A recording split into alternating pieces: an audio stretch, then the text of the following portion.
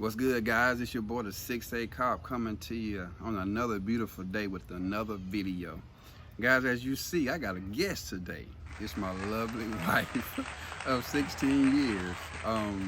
And basically what we're going to be talking about today is some of the issues and pressures that she has to deal with as far as being a wife of a police officer. So we're going to get right into it.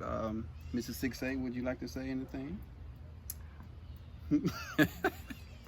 Alright, so basically the first question I want to ask is, with all the controversy that is going on, does it play a bigger role in our life because you're married to a police officer as opposed to just knowing a police officer? I think it definitely plays a more personal part.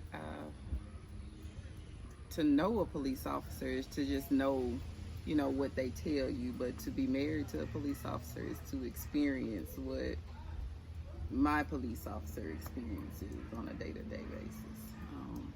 So basically, you're pretty much saying you deal with it firsthand. I believe I do. Okay. Being one, I feel what you feel. Okay. All right. Do you find that does that bring a lot of stress, a lot of unwanted stress dealing with that? It's stress, but it's stress that I believe that comes with the territory. Okay. All right. So let me ask, what have you done to? Because I know it may have been many nights or many days that you've thought about me going out to work. So what have you done or to better your, I guess, but not so much dealing with it? What have you done to prepare yourself for each day that I leave out for work? Well, I try to consistently pray for you and pray for God to be with you in every step that you take. I know that the unknown is something you deal with a lot. You don't know what you're going to experience, when you get those calls. So I just pray that God be with you and protect you each and every day. Good. Okay. All right. So next question. Since police are here to protect, since we're here to protect everybody, do you feel more safe being married to a police officer, or more scared? And has that ever changed, and why? I mean, I can't say that there has been one consistent emotion. There has been a range of emotions. When you are home, I do feel very protected. I do sleep, very safe and sound at night with you here, because I know if something happens, you're going to step in and, do what you do to take charge and protect your family. Okay. But there is a scary feeling with things that have been going on, having a patrol unit in the yard. I don't know if that makes us a target in any way of experiencing any sort of threat, Okay. whether it be just somebody playing a prank or whether someone would actually act out on it. So there are a range of emotions that I feel. Yeah. And I would, just to piggyback off that, the thought of the unknown is definitely plays a factor in what we do every day. Mm-hmm. But I've always been a firm believer of treating people the way I would want to be treated, and I think that goes a long way as far as having a patrol unit in the yard, or somebody riding by want to do something crazy. People go do what they want to do anyway, but I think it goes a long way with treating people how you want to be treated, so to speak. So, all right. So next question: what would you do if I were in a situation where my work performance is being questioned? Now, I am and it goes back to saying, I take pride in what I do, and I treat people with respect, and I think that goes a long way. So how could you answer that question? One thing I can say is our family has sacrificed a lot of time for you to get the training that you have, you know, from That's right. the time that you left for the academy to the many, you know, trainings that you have to go through to be the best cop that you can be. So, just like in our marriage, I trust you wholeheartedly, you know, in your commitment to me.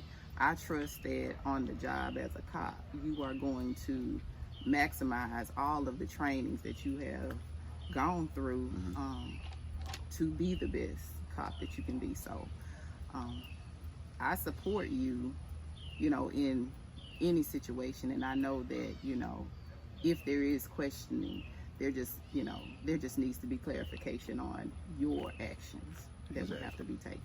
And I think too, how I represent myself outside of work, as well as work, has a huge part of it.